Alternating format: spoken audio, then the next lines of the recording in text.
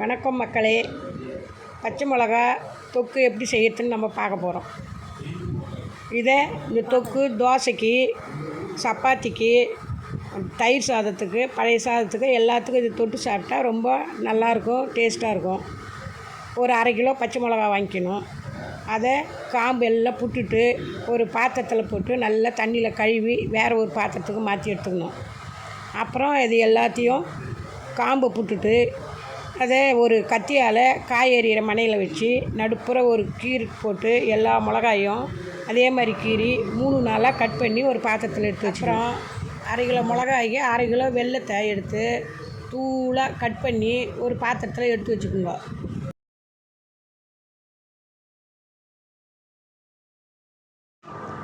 வெல்லம் எடுத்து வச்சிட்டோம். அதன் பிறகு புளி ஒரு 200 புளி கல் உப்பு போட்டு ஊற வச்சுக்கணும். சால்ட்டு போடக்கூடாது.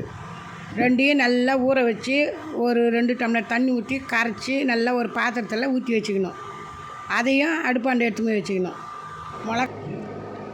இது எல்லாத்தையும் அடுப்பாண்டை வச்சுக்கின்னு அடுப்பை பற்ற வச்சு வானலை வச்சு ஒரு 200 எண்ணெய் ஊற்றிடணும். கொஞ்சம் காஞ்ச உடனே ரொம்ப காயக்கூடாது. கொஞ்சம் காஞ்சதும் பச்சை மிளகாயை கொஞ்சம் கொஞ்சமாக போட்டு வதக்கினே இருக்கணும். கொஞ்சம் அதிகமாக தீ வைக்காத, கொஞ்சம் சிம்மில் வச்சுட்டு கிட்ட நின்றுக்கின்னு வதக்கினே இருக்கணும். வதங்க அது செவந்து வரும். நல்லா கலர் மாறிடும். அடி பிடிச்சி நல்லா வானலில் அடியில் அப்படியே கருப்பாக பிடிச்சிக்கும். அதனால் வதக்கினே இருக்கணும். வதக்கினே இருந்த பிற்பாடு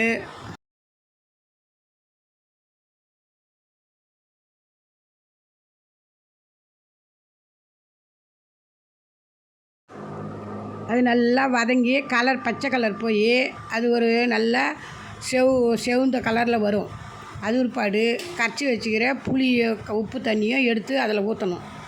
ஊற்றி ரொம்ப தண்ணி ஊற்றக்கூடாது. அந்த 2 டம்ளர் தண்ணி அளவுக்கு ஊற்றணும்.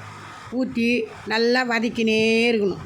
அதை வதக்காத விட்டிங்கன்னா புளி போய் அடியில் பிடிச்சிக்கும். அதனால் கொஞ்சம் தீ கம்மி பண்ணிவிட்டு நல்லா வதக்கிக்கினே இருக்கணும்.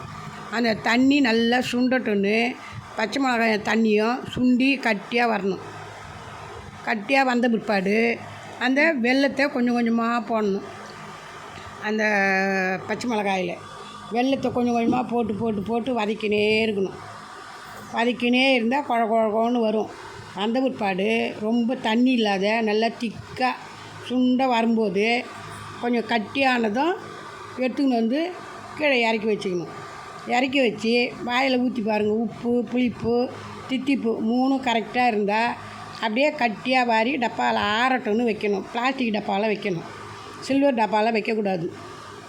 அதனால் அப்படியே கட்டியாகணும். தண்ணியாக வாரி வைக்காதீங்க. நல்லா கட்டியானால் வெல்லம் கம்மியாக இருந்ததுன்னா கொஞ்சம் போட்டுக்கலாம் சூட்லேயே. உப்பு கம்மியாக இருந்தாலும் சூட்லேயே போட்டுக்கலாம். போட்டு நல்லா கலரி வாரி வச்சுக்குங்க. இந்த தொக்கு வெளியில் வச்சா கொஞ்சம் நாளைக்கு வரும். ஃப்ரிட்ஜில் வச்சா ரொம்ப நாளைக்கு வச்சுன்னு சாப்பிட்லாம்.